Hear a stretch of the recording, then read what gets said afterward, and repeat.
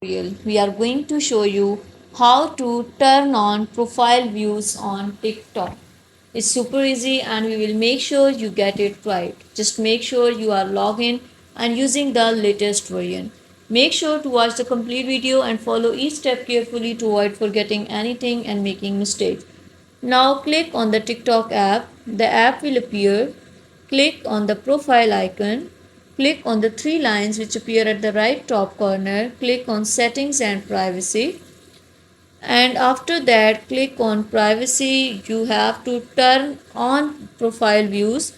You can see here option profile views. Turn it on and your profile views will be on and will displayed in your notification. Thank you so much. Please consider showing your support by commenting, liking, sharing and subscribing to our channel for more valuable content in the future. Your engagement is highly appreciated. I wish you very good luck. Thanks.